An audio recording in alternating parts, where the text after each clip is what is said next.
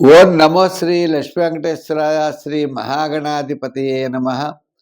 ముదాకరాత్తమోదకం సదా విముక్తి సాధకం కళాధరావతంసకం విలాసిలోకరక్షకం.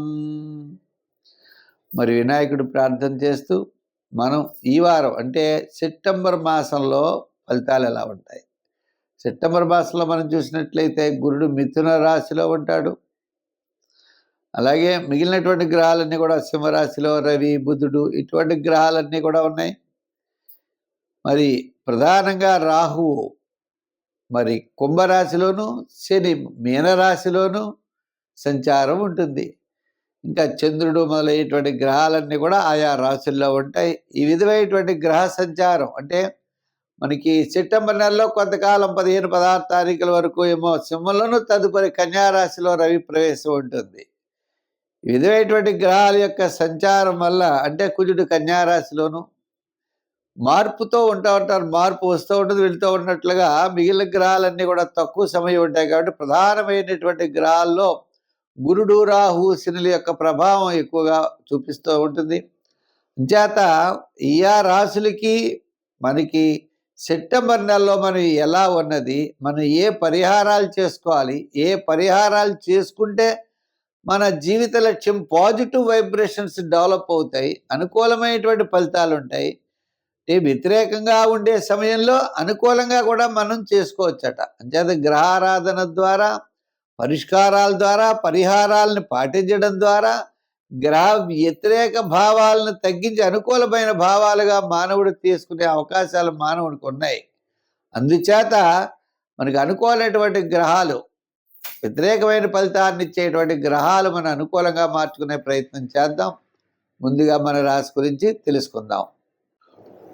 వృషభ రాశి. ఈ వృషభ రాశి వారికి సెప్టెంబర్ నెలలో గురుడు ద్వితీయ స్థాన సంచారం, శుక్రుడు తృతీయ స్థాన సంచారం, రవి చతుర్థంలో, పంచమంలో కుజుడు.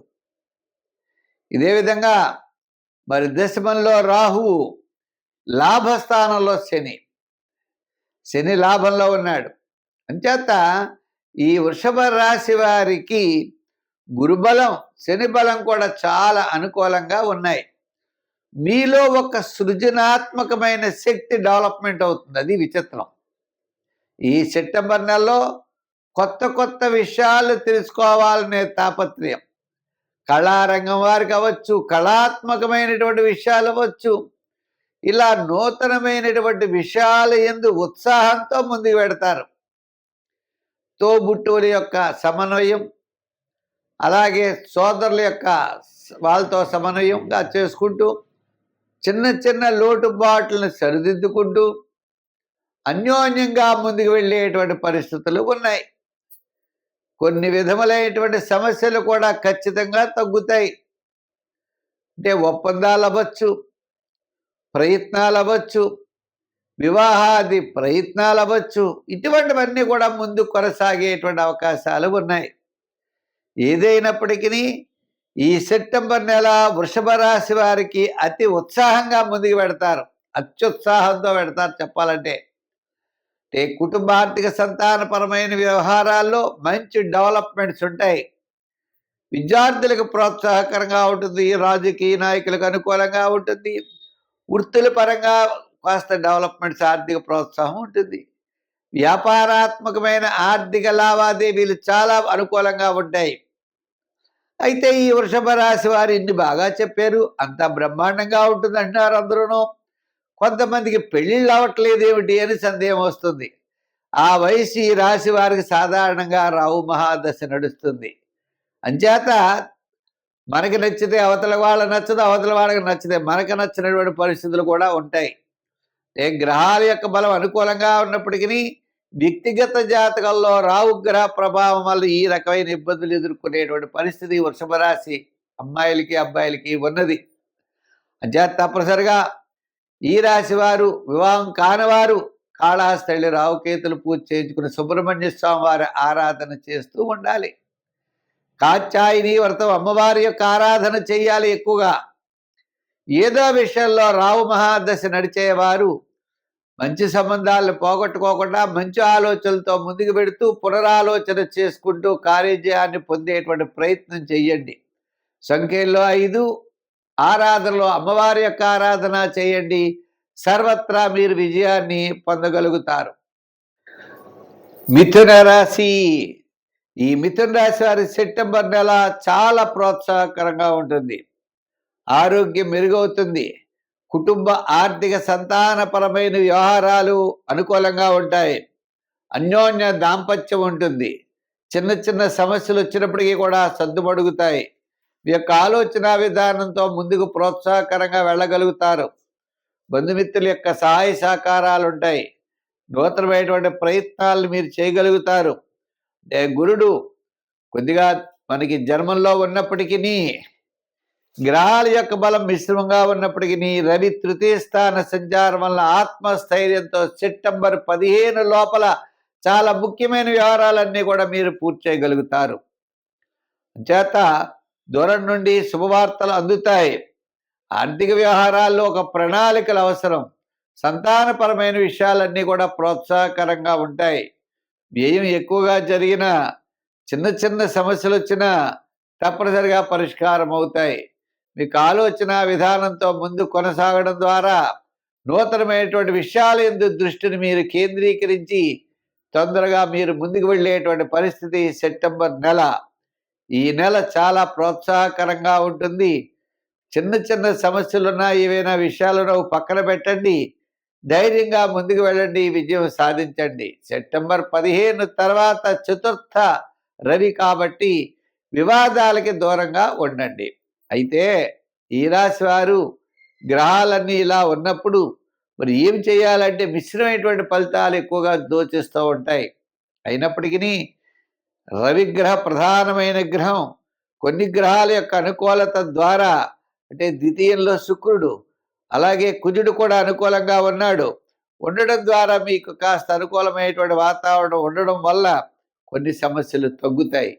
అంచేత ఈ రాశి వారు ఆరాధనలో నవగ్రహ ప్రదక్షిణ చేయండి, నవగ్రహారాధన చేయండి, శివారాధన చేయండి.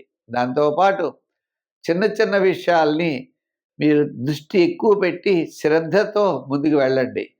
అంటే ప్రతి చిన్న విషయాన్ని కూడా అశ్రద్ధగా వదిలేయద్దు. శ్రద్ధతో ముందుకు వెళ్ళవలసిన అవసరం ఉన్నది. శివారాధన ద్వారా, నవగ్రహారాధన ద్వారా, దత్తాత్రేయుడి యొక్క చరిత్రను పఠించడం ద్వారా మంచి ఫలితాలు ఉంటాయి. సంఖ్యల్లో 5, రంగుల్లో గ్రీన్ ఎక్కువగా వాడండి. కర్కాటక రాశి. ఈ కర్కాటక రాశి వారికి సెప్టెంబర్ నెలలో కాస్త అనుకూలమైనటువంటి వాతావరణం ఉంటుంది.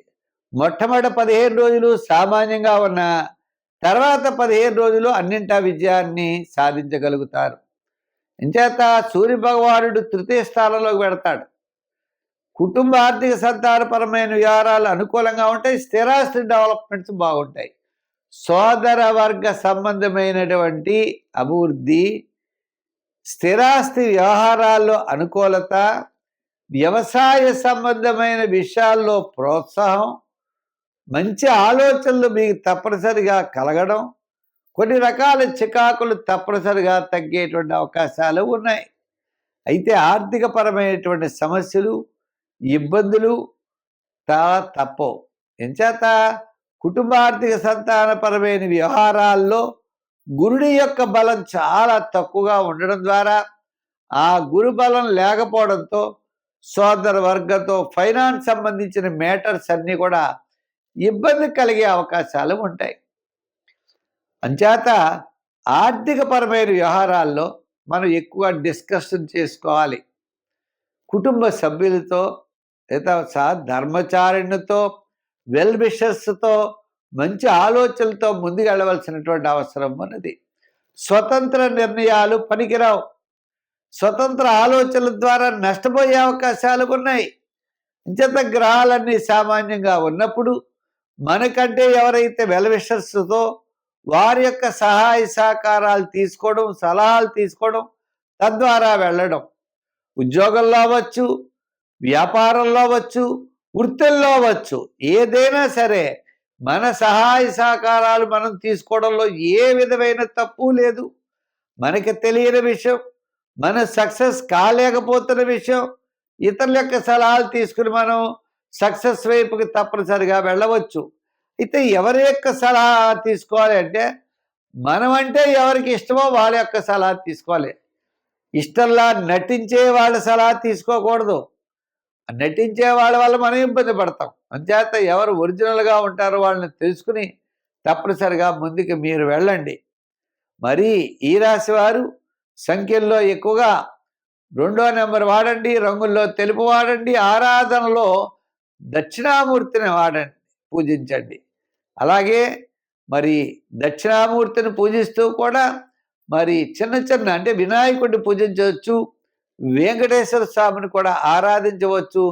తప్పకుండా మంచి ఫలితాలు ఉంటాయి.